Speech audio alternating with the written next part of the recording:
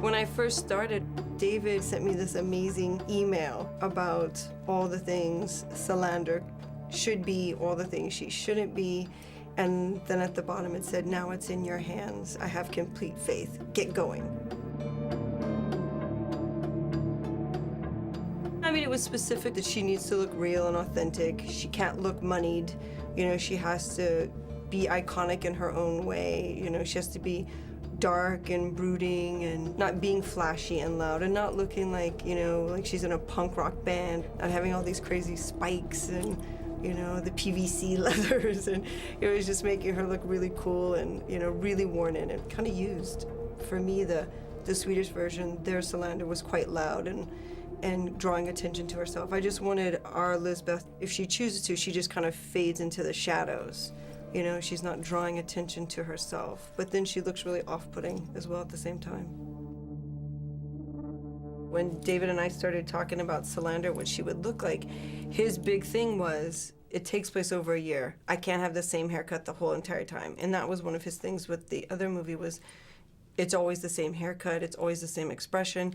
So there's a guy that like I really love that I've worked with for years off and on, and I know him as an acquaintance and a friend, and his name's Danilo Dixon, and he's probably like a bit older than I am, but he's this authentic punker from the day. He's like lived all over the world, and so when I brought him up to Sion and David, when they were talking about cutting Rooney's hair, I was like, if this guy can't get it, no one's gonna get it, because he's definitely in the fashion business, but he's so real and lived and knows the punk scene. So it was like, he's not just going to give us some crazy fashion haircut that we can't do anything with, you know. He'll show us options and things. So we had met in New York, and it was David, Sion, myself, Rooney, and Danilo.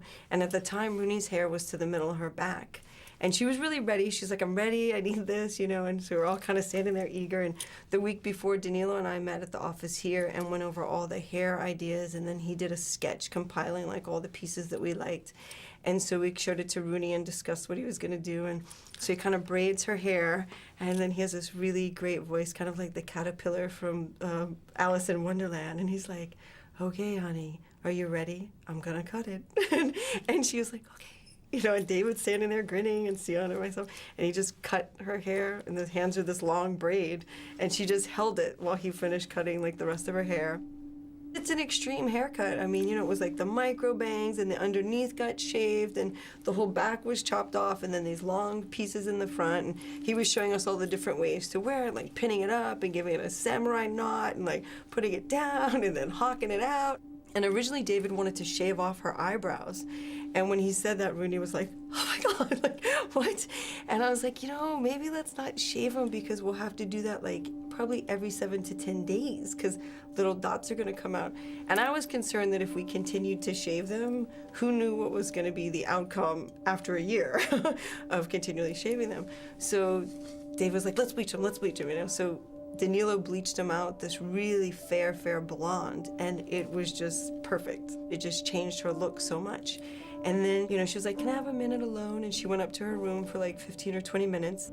We dyed the hair, we shaved the head, we bleached the eyebrows, and then we were gonna go get pierced right after that. So I went upstairs to change, and like I was totally fine the whole time. Like, I was really together. I was ready for it. I was excited for it. And I got up and I looked in the mirror, and for like 5 minutes, I was like really freaked out. And then I gave myself 5 minutes, and then I was really fine with it. And, you know, after phase 1 in Sweden, when they put my eyebrows back on, I was like, bleach them back, bleach them back. Like, I was freaked out seeing myself with eyebrows, because this is sort of how I see myself now.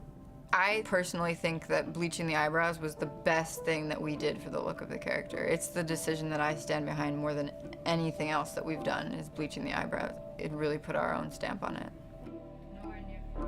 She came down and met me and David on the street, and then we went over to a tattoo and piercing salon that my friend has, and she got her eyebrow pierced like the same day. So it was this whole like, you know, instant like Salander, just like the instant transformation. I guess it was also good not to give her a chance to think or go back, or it was just all in this one day, and then she just emerged, you know, into this character. I mean, this one obviously you can't fake.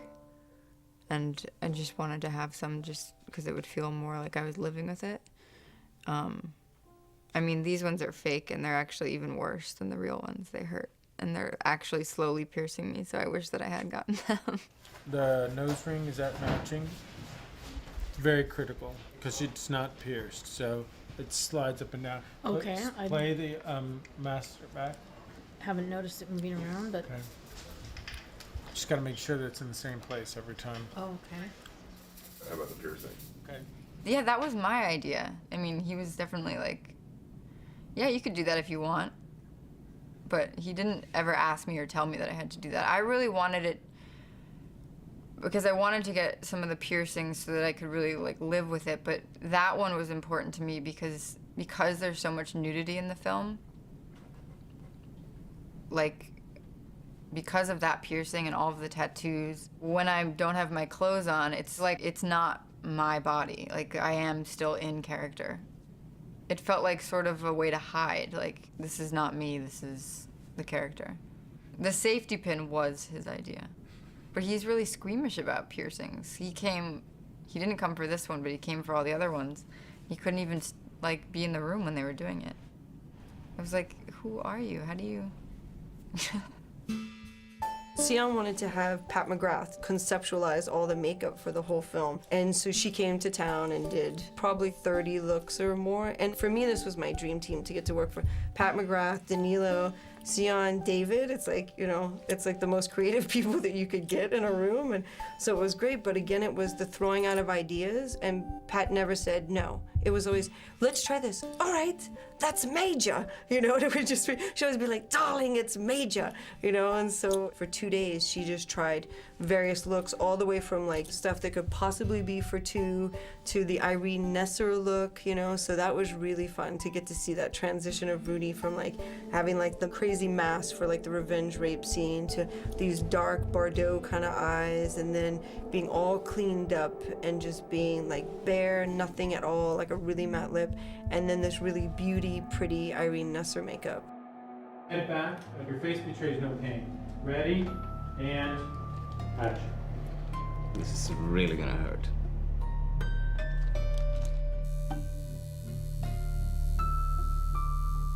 The dragon definitely was the hardest thing. It was like kind of this whole process, showing him to David and him saying he liked that part or this part. And then the same thing like for the phoenix on her leg. Under one of her ribs, she has her mother's name and rest in peace. They're really pretty, like the handwriting of it's really nice. And then her little wasp. Then our favorite, the saying on her forearm, it's written in Swedish. You'd never get a close-up of it, but you know, it's like kind of it was like the inside kind of secret society joke of what her... What does it say? It says, ultimately, I made her a t-shirt that she wears in one of the scenes that says, fuck you, you fucking fuck. So we wanted a Swedish equivalent to fuck you, you fucking fuck. So I had a Swedish friend of mine do a translation of all these different things. So it actually says, fuck you, you cocksucking idiot. And this beautiful Swedish font. I guess I must have alarmed you, showing up like this. If you touch me, I'll more than alarm you. You know, physically, as skinny as she is right now, she is kind of gawky and she's supposed to be kind of bony. And I just said, you know, I don't want you to stand like a girl. I want you to stand like a 14-year-old boy. So I want you to go take skateboarding lessons because I want you to have that weird center of gravity, you know. And I felt it was important that she be a little androgynous. This is a meeting that you dread. So you're coming over here. See if you can figure out a way that this can look as skateboardery and like, Okay. yeah, I mean, if anything, you want to get your like way over your right. I think that feels, yeah, I think that feels, I mean, it feels appropriately awkward. Left foot out in front just a little bit. Yeah, so it's just a little bit like, I mean, most of them I'm going to see here, and then I'll see. It's kind of good. Yeah, and I would do that. But, I mean, Put that one we in. should try to look after this, the fact that by watching Russia, then Yeah. she's kind of... Yeah. Yeah, I'm ready to throw some hard drives at you. Try putting your index finger in your... Rooney's very feminine, like in her personal thing, like, you know, She came a couple times for when we were doing the testing, and she'd show up in like a chiffon, kind of floral little dress and like flip-flops. And the second time she showed up, I was like, dude, you cannot wear that dress anymore. She's like, what? And I was like, and we were like newly getting to know each other, but because it was like we were spending all this time instantly together, you know, I was like, you just can't wear that. It's not good for you. It's not good for me. It's not good for the character. So then the next time she came, she had something like some short little floral kind of dress on again, but then with tights and combat boots. And that's when I was like, look, Molly Ringwald, that's not working either. And then she went, who? And that's when I realized, okay, different generation. And then after that, she started, like, she'd show up and she would be Salandered out. She was really open. After we started going for a while, then, you know, I'd go to her with different changes, like, here's the scene next week, what do you see yourself wearing there? And we got to put stuff together. And she started having her favorites and then, like, things she liked more. She's like, I would wear this because of that. And so it was great, you know, instead of me just saying, here's your clothes. Salander definitely had just basic pieces, but everything's kind of dirty and everything's really worn in. Everything I did for the film, we hand-aged it down ourselves. We did a lot of distressing and a lot of top wash treatments and aging and over-dyeing on them, so it was a tedious process to get the fabrics to the condition that we wanted them to be in. Go ahead and be in your position. She has like jeans that I originally bought and I shredded them, so then we have some shredded jeans. We have some great combat boots that are aged down. Are you ready? And action! I like anything that makes you look a little bit animalistic. Like, I like a shoe that makes you look like you have a hoof. I like anything that sends us back to like our roots of, you know, animal/insect shells, little shells and protectors. And then of course like the hoodies, because she always has to have a hoodie. And the thing that David called the Jedi Knight is the big snood, the oversized snood that she wears when she's hacking into like Winterstrom's equipment. Trisha's been amazing. I mean, she literally has done so much beyond being a costume designer on this film. I mean, she's literally like our in-house expert on everything. Like, she's the one who picked out the ball gags and the dildos and the handcuff, like everything. A lot of that kind of stuff all came from her, and she just knows that world. Let's see if this isn't distracting. Okay, none of this. Try a leg, maybe? Let's try a leg. Yep, walk it away. Here we go. So, would she have a scarf? No. Trying to accentuate that I have no boot, hence that button. Perfect. Big button. Always thinking, prepare. Yeah, just prepare. Excuse me. And action.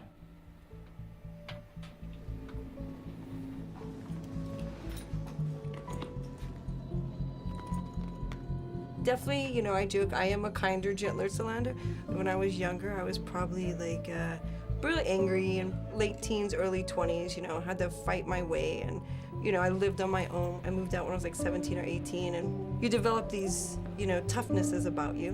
But I think with David, it's like he probably saw maybe a bit of me somewhere in that character, but also I think he knew I would get it, that I would get who she was and get what she should look like. I have to say it was the best experience of my life. Some nights I'd go to sleep for 2 hours and then get up the next day and have fittings, then have to drive out to set, shoot at night, drive back to Stockholm, do more fittings. Even then, I wouldn't change it. I told Sion the other day, I said, if I could do it all over again and I only got the choice and option to do it the same way, I would do it the same way. You know, I would want to do it. I'd want to be a part of it again. Tilt down.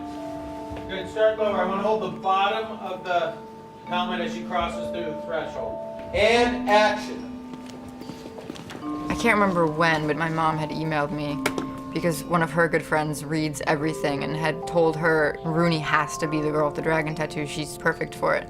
I looked it up and I saw the pictures from the Swedish thing and I was like, I don't know what the fuck they're talking about. Like, whatever. But I forwarded it to my agent because I always do if there's a project that my mom from books like thinks would be good. And so I sort of like was tracking it from even before, and then when I found out that I hadn't read the books yet or seen the movies, and when I found out David was gonna do it, then I kept like really inquiring about it. One day I was talking to Lorraine, who does casting, early on when I first went in and was trying to start prepping and doing vibe boards. And she was just like, I have seen thousands of tapes.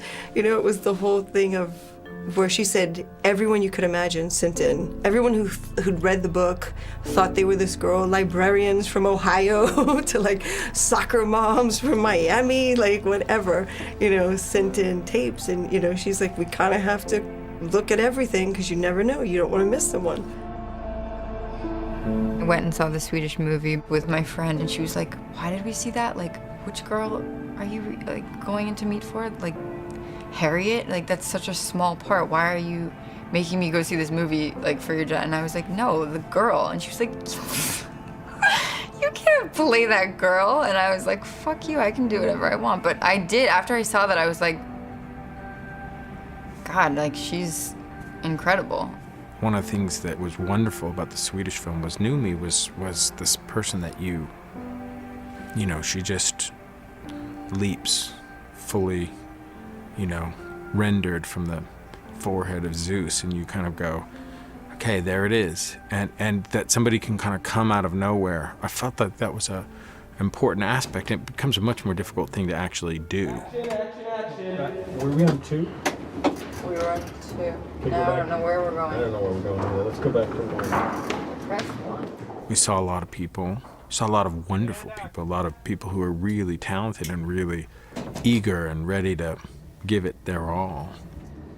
Deep down a little bit more. David denies this, but he did not want me to read for it at first. I got an email from my agent saying, David doesn't think you're right for it. He doesn't want to see you for it. And I was like, okay, I can understand that, because I don't think I'm right for it either.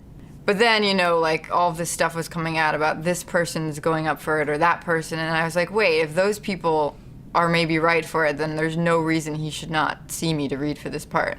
Actually, Sion brought her up. Sion said, what about Rooney? And I was like, Rooney's kind of, we cast her in Social Network because she was sort of Catherine Ross. I wanted that squeaky clean, the girl who got away. On Social Network, I literally was only there for 4 days. I didn't really get to know David at all. And I don't think he really got to know me except for as Erica Albright. And Erica Albright, of all the parts, I really don't understand that kind of person. I don't know how to be Susie College. I don't really think that I'm that girl. But I think, because I was only there for 4 days, that's sort of how David saw me, was as Erica Albright. They were having people come in and read a poem. You had to choose a poem and read it in a Swedish accent. And I had picked a poem and prepared it, and then literally a few days before, Lorraine emailed me sides and was like, I really want you to actually read. No one's come in and read from the script yet, but I would rather you read sides than a poem.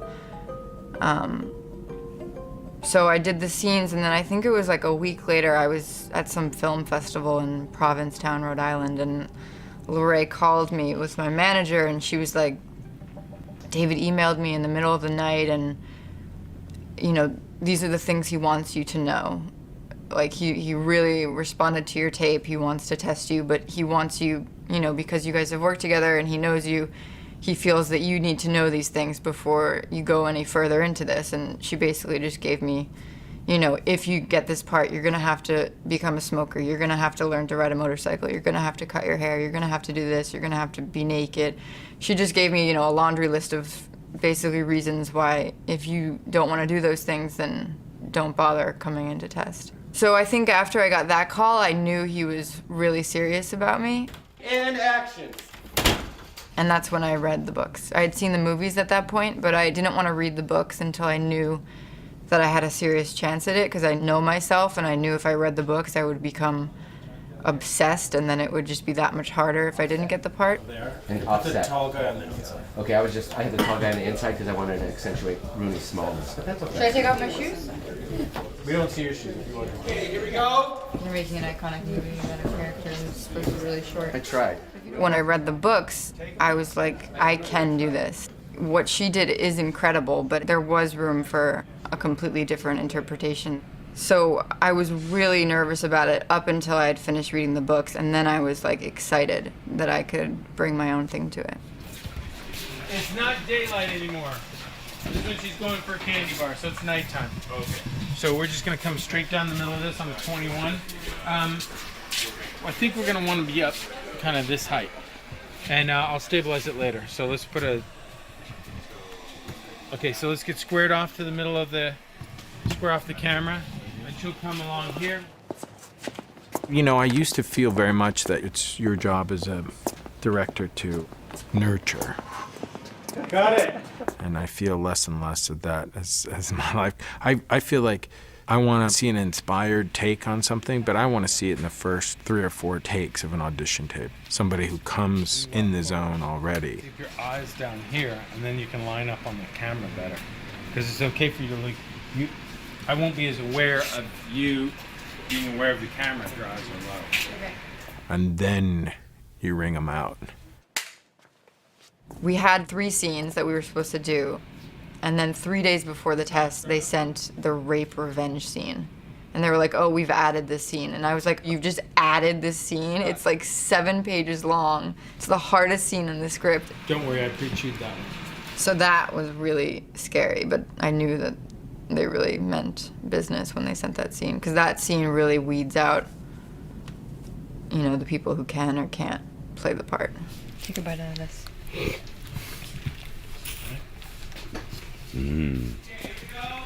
The Salander thing was just a big deal. I mean, I don't know really the ins and outs of it. Hey, Mark.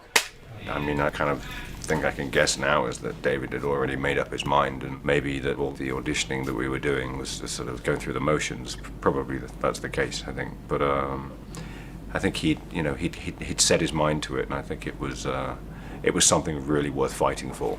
He knew what he wanted, and he was correct. Every time the studio would say, come on, stop showing us this girl, show us somebody else. And with a new cadre of potential victims, I would bring Rooney back in. And in the end, I wanted the puppy that nobody wanted. I wanted the puppy that was left in the window who was still there, you know, wagging its tail. I wanted that person who was indomitable, you know. She's not a sprinter, she's a hurdler. You just keep lining them up and she'll jump them. That's kind of what I wanted from Lisbeth. I wanted somebody who wouldn't quit. I think we need a little bit more pale makeup on. I know. Come on. Torsten, Yeah? you gotta pale her up a little bit. She's looking too cute. Okay, Rita, is that where you are when you stand up? And it's funny because we screen tested, not funny. It was actually kind of cruel, but but it was interesting that, you know, probably screen tested her 5 or 6 times. A year ago today was my first audition for the part. The day I was told that I got the part, I think it was August 16th. And what, today's June 9th? So that was over 2 months of trying out to get the part. And we did about like 3 or 4 screen tests, like actual screen tests, and then like 3 or 4 like secret tests with just David and Trish and a photographer where we just tried different looks. I kept getting a call like on Friday, like, we're gonna test again tomorrow. So then we'd go in on Saturday and dress Rooney up, and her and David would go into the streets and just take stills or like little video footage of her just in the subway and her walking up and down Hollywood Boulevard, just kind of putting her in a natural habitat, you know. It started to become this joke because it was, you know, Rooney was always the one coming back. There was her and like 2 other girls or something that would come back, and we had all kind of the headshots in my office with all our other vision boards, and after we'd go do a read, I would like turn over who I didn't think was gonna make it, and then one day David came in the office and looked over, and I ran over and I flipped him back over, like kind of embarrassed. But yeah, it was, you know, it was grueling on them, and I think it was really grueling on Rooney, and you know, it was just, I bought similar clothing for all the girls that would come in, and I'd lay sets with some top options and things in their rooms, and then I wanted to see how they'd put it all together. And so it was kind of good because Rooney, like every time it was exactly the same, you know, and then some of the other girls would kind of change their things up, thinking like, maybe this is gonna make it better, you know, if I wear something differently this way. For 2 months I was like, you know, ready and willing to do and show them anything to get the part. But, you know, sort of closer to August 16th, I was really like, okay, I need to either move on with my life or do this. Like, you guys have to. I was getting really fed up with being jerked around so much. I was like, what else could I possibly show you? I've shown you everything. So I was supposed to be going to New York for a photo shoot for the Social Network for Elle magazine. And Lorraine Mayfield called me up and was like, Rooney, we need you to come in one more time. And I was like, I can't. I'm going to New York for the Social Network for Elle magazine. And she was like, you have to tell them that you have food poisoning. Like, I wasn't allowed to tell them that it was for David and it was for Girl with the Dragon Tattoo because it was a secret or whatever. Because a lot of our little tests were secrets. And I was like so frustrated at that point. I was like, you want me to lie to people and it's gonna make me look bad. Like, it's not even a good story that I have food poisoning. And you want me to come in again so that you can like take pictures of me on the motorcycle. Like, what the fuck is, like, this is ridiculous at this point. Like, you either want me and think that I can be this girl and do this part, or you don't, and you need to just decide. But of course, I was like, all right, whatever you guys want, I'll tell them I have food poisoning, I'll come in. So I went to David's office, I think around 8:30 or 9 o'clock, and he starts rambling on, as David does. And he's asking me sort of about how I respond to hearing things, and I didn't understand like what he was getting at. And then he goes into this long thing about all of the terrible things that would come out of playing this part for whoever played the part. He's going on and about how it would, you know, change your life and not necessarily for the better, you know, for all the shit that comes along with playing a part like this. And he goes on about, you know, Vivian Lee was incredible in A Streetcar Named Desire, but she will always be Scarlett O'Hara. And if you do this right, whoever does this, if they do it right, they will be, you know, Ginger from Gilligan's Island. And he's just going on and on about, you know, basically all the reasons why someone shouldn't play the part. And then he pulls out his iPad and he hands it to me, and I look at it, and it's a press release that says that I have the part. And he's like, I'm willing and prepared to send that out at 10 o'clock. You have a half an hour to decide whether or not you want me to. I just sort of looked at it. I didn't even flinch. I just looked at it and I was like, you can send it out whenever you want. I've had 2.5 months to think about all of the things that you just said, and I actually have thought about all the things you just said. I have considered them. I haven't just gone into this, you know, not knowing those things, and you can send it out. It's unfortunate that you have to do that stuff, because I think probably 2 or 3 screen tests into what we were doing, I kind of made up my mind. I was like, this is an idea to fall on the grenade for. I don't know that she can do it, but I know that she will fucking try.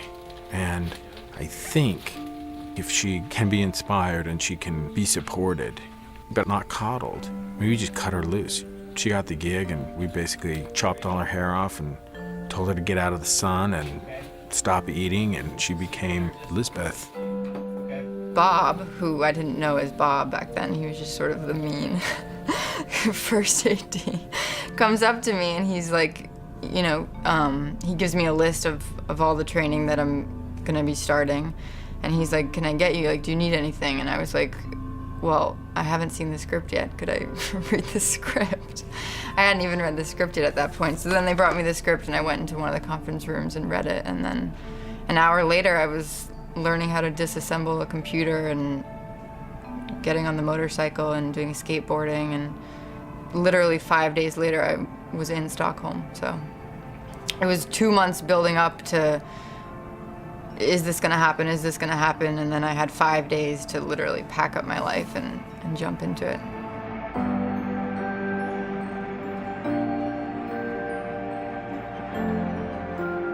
When I got to Stockholm, you know, I would walk around the city a lot alone listening to music, and I remember, I think it was like maybe 2 days into being there, I was walking around and it just like all hit me, and I was like, this is so fucking crazy. Like, I can't believe I'm here, and seeing all of the places in the book that I've read about, and that was when it really hit me. Up until then, I didn't even let myself, you know, be excited or happy. I just went straight into work, and I remember sitting in Stockholm being like, this is so cool. Hands on or off? I don't know, we gotta figure that out. You could actually be like, you could start taking off your pants here. Yeah. I think cross-cutting between him trying to stand in the place, trying to get his wet fucking pants off, and then just chucking it. I think I need to take a little more time before I go in. Well, I'm just trying, I mean, I don't think it's gonna feel like it. I mean, I think it's gonna feel like cut. I mean, I haven't had a cigarette in a few hours. You're about to earn one. Oh, that's true. You're gonna earn a cigarette. Okay. It's odd because this movie is kind of like you have a text that's very faceted. There are many different ways every scene can go, and we're just sort of pushing. There's very conventional and kind of raw in the coverage, and I'm trying not to be really precious with how everything gets framed and blocked, and trying to let stuff be a little rough around the edges.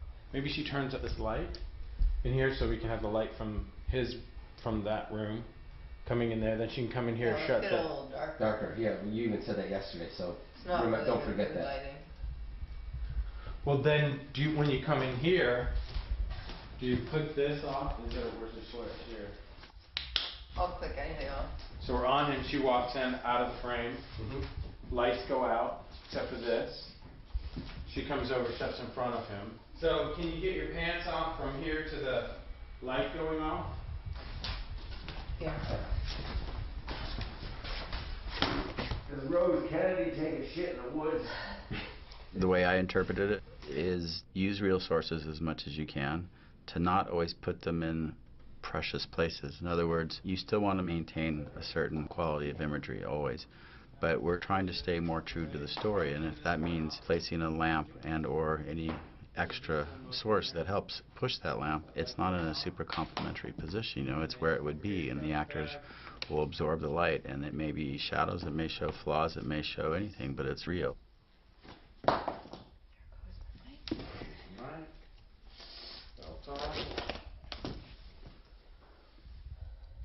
We're not going to make things look horrible, but I think with edges and with lights coming from unorthodox sources, it's messy sometimes, but chosen and controlled messy as opposed to haphazard, which I think separates us, I hope. Okay, crew has the set.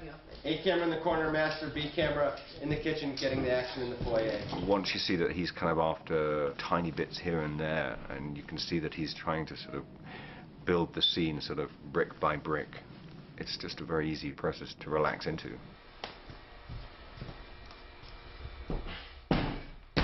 I mean, there's stuff that has to be kind of shored up. You have to know that he's going to pick up this photo, he's going to see this, and that's going to drive him to this other thing, and that's very technical and narrative and one foot in front of the other. But then there's also stuff that just, you're kind of going, what's the look between them that's going to say that we're building something? Yeah, Reading your notes. they're encrypted. Have some coffee. Yeah, well. And then we're going to have a little conversation about what is yours and what the fuck is mine. Keep it simple. A little less Richard Burton on a bad day. Here we go.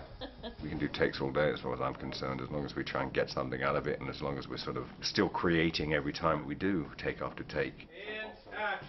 It's amazing what you figured out with the parade photos. Thank you. And what you find is you shoot, 12, 15 takes, 20 takes of something. It can go in so many different directions. We're going to see Mr. Fruder. We're going to go see Mr. Froda. Do it on the move. So you go. Don't even throw it to her. Just be thinking. Okay, great. So I got to rent a car. Yeah. I got to go. Now we got to find. Yeah, and it's a little bit more of a. Now we have the name of the store. We go to the Home Depot. Now we can. Who the fuck is this place? Yeah. Much more Angela language. A little more Angela. Oh, yeah. If I go up a second.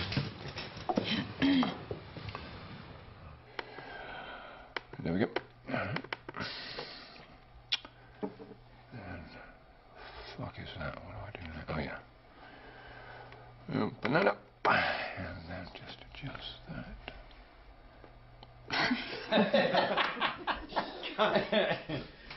There we go. Once again. Sorry. It's all right. Really dorky. The noise it makes. They found this interesting rhythm, I hope. But I'm only 87 days into it, so... so Soderbergh just wrapped the other night on his 58-day film. These fucking people.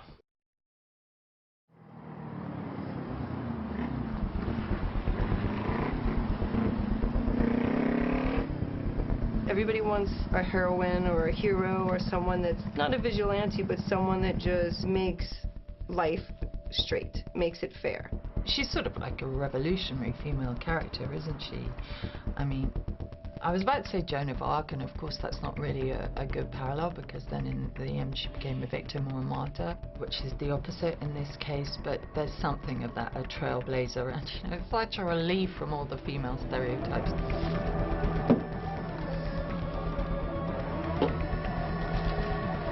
She's not a victim, although she is, obviously, but never psychologically becomes a victim. And I think that sense of strength and her ability to take a knock, get up and carry on is something I think people can really hook into.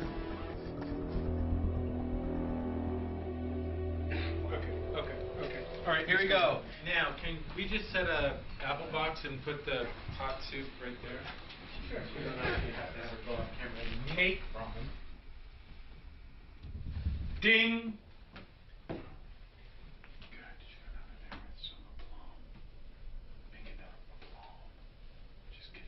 You know, she's got psychological problems, and those characters are always fun to write. Sort of the surface part of it's interesting alone. How she lives, how she dresses, what she does, which is, you know, a computer hacker. She also has a very complicated backstory that, even though we're not getting into it in great detail in the first movie, has to inform everything that she does. We will get into it eventually. So having that background in mind to guide how she behaves in this present-day story is important. You can't get involved in this because he has a fucking lock in his face. He's been hit in the face by you. So you're going back to the fucking slammer. This happens. So it has to be a little bit of, look, the Banger family needs to know all this shit's going to get dredged up. I'm not going to be part of it. And action. For me, I could really relate to her and who she is. I mean, obviously we're completely different and our lives couldn't be more different, but I think maybe at my core, if I had grown up the way that she had, I could end up like that. Like, you know, because she has her twin sister, and they both have the same life, the same parents, the same experiences, but they ended up completely different. And I think had I been in that family, I would have gone her way and not the sister's way. I'm going to the police. Show them the videos while you're at it. Videos? You think that was hard to look at? Would you like to see these? No. If you go to the police, I'll deny I was ever there. Why would you do that? I don't care for police. A lot of people, like my mom's book club, these are women that are 60 to 80, which is kind of shocking that they're reading such a graphic book, you know? But it's not the revenge factor. I think it's just the justification, the making things fair, making it right, settling the score. Okay, we're looking over the TV. Ready, and action. Can I have some zip tie? At some part in your life or somewhere in your future, there's going to be something done wrong to you. And if you could figure out how to set it right, or just say, I'm not fine with that. You know, and I think that's kind of on an extreme level what her character does. So further it gets toward the jawline, just soften it out a little bit. You know what, 50 million people have read the books. Like, out of those 50 million people, I'm sure 99.9% of them, if they saw a real-life Lisbeth Salander, they probably would not even consider her, you know? But people love her so much, and that's so interesting to me. There's kind of a wish fulfillment in terms of the way she handles things for people, I think, for an audience. She takes care of things, you know. She'll only put up with so much, and then she's going to take care of it. A lot of people are like, I am Lisbeth Salander, I understand her, and the truth is, no, most people couldn't. Like I said, if they saw her, they would not engage. They wouldn't be like, I know that girl, I am that girl, I can understand that girl. They would be like, I don't want to look at that girl. Need zip ties? Yes, they're coming. Is there a plastic bag or anything that would come in? Yeah. All right, and action. I don't characterize Salander as being a violent person any more than I characterize her as being a sexual person. They're both aspects to her character. But she lives by this moral code, and she's not willing to compromise ever. She's uncompromising in her beliefs, and it's very Fincher-esque. David always said, you know, phase one, every like girl, there were so many girls that we'd see, and he'd go, "That is Lisbeth Salander," when he was trying to sort of like explain to me who she was, and I'd always roll my eyes and be like, whatever. But David is Lisbeth Salander in that sense, that he isn't willing to compromise, you know, his beliefs.